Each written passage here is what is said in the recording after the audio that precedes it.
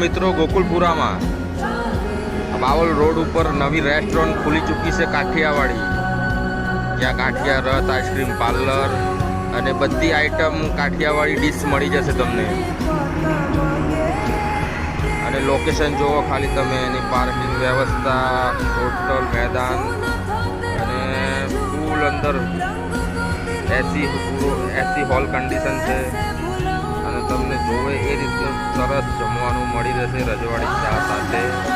તો જરૂરથી એકવાર વિઝિટ કરજો Gokulpura, Bawal road, Gandhinagar, Kathiyawadi restaurant, petrol પંપના બાજુમાં, એચપીના પેટ્રોલ પંપના બાજુમાં જ કરો. Okay friend,